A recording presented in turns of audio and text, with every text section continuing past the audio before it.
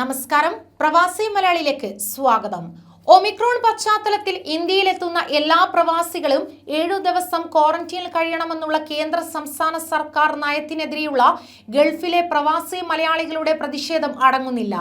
കേരളത്തിലേക്കെത്തുന്ന എല്ലാ പ്രവാസികൾക്കും കേന്ദ്ര സർക്കാർ നിർദ്ദേശമനുസരിച്ച് 7 ദിവസത്തെ ക്വാറന്റൈൻ നിർബന്ധമാക്കിയിരിക്കുകയാണ്. ചെറിയ അവധികൾക്കായി നാട്ടിലേക്ക് വരുന്ന പ്രവാസികൾക്ക് ഈ തീരുമാനം വലിയ തിരിച്ചടിയാണ് നൽകുന്നത്. ബൂസ്റ്റർ ഡോസ് ഉൾപ്പെടെ 3ഉം 4ഉം ഡോസ് വാക്സിൻ സ്വീകരിച്ചവരാണ് ഗൾഫിലെ പ്രവാസികൾ. ഒപ്പം യാത്ര പുറപ്പെടുന്നതിന് 72 മണിക്കൂറിനുള്ളിൽ ലഭിച്ച PCR നെഗറ്റീവ് സർട്ടിഫിക്കറ്റുമായാണ് നാട്ടിലേക്ക് എത്തിച്ചേരുന്നത്. 3ഉം 4ഉം ഡോസ് വാക്സിൻ സ്വീകരിച്ച ശേഷം നാട്ടിലേക്ക് ചെറിയ അവധിക്ക് എത്തുന്ന പ്രവാസികൾക്ക് ക്വാറന്റൈൻ നിർബന്ധമാക്കരുതെന്നാണ് അഭ്യർത്ഥന. പ്രവാസി വിരുദ്ധ നിലപാട് പിൻവലിച്ചില്ലെങ്കിൽ കോടതിയെ സമീപിക്കുമെന്ന് പ്രവാസി ലീഗൽ സെൽ വ്യക്തമാക്കി. അതോടൊപ്പം തന്നെ ലോ റിസ്ക് രാജ്യങ്ങളുടെ പട്ടികയിലാണ് 6 ഗൾഫ് രാജ്യങ്ങളെയും ഉൾപ്പെടുത്തിയിരിക്കുന്നത്. അതോടൊപ്പം തന്നെ അന്യ സംസ്ഥാനങ്ങളിൽ നിന്ന് കേരളത്തിലെത്തുന്നവർക്ക് ക്വാറന്റൈൻ ഇല്ല എന്നതും പ്രതിഷേധത്തിനിടയാക്കുന്നു. കേരളത്തിലെ പാർട്ടി പരിപാടികൾക്ക് നിയന്ത്രണമില്ല. ഉദ്ഘാടന ചടങ്ങുകളിലും മറ്റും ഒത്തുചേരുന്ന ആൾക്കൂട്ടത്തിനും വിലക്കില്ല. ആകെയുള്ളത് വിദേശത്തു നിന്ന് എത്തുന്നവർക്ക് ഒരാഴ്ചക്കാലം നിർബന്ധിത ക്വാറന്റൈൻ. ഇതിനെതിരെയാണ് പ്രവാസ ലോകത്ത് പ്രതിഷേധം ശക്തമാകുന്നത്.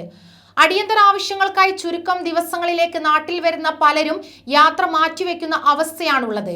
വാക്സിനേഷനും ബൂസ്റ്റർ ഡോസും കൃത്യമായി സ്വീകരിച്ച ഗൾഫ് മലയാളികളുടെ കാര്യത്തിൽ ക്വാറന്റൈൻ ഒഴിവാക്കണമെന്നുള്ള ആവശ്യമാണ് പ്രവാസി കൂട്ടായ്മകൾ ഉന്നയിക്കുന്നത്.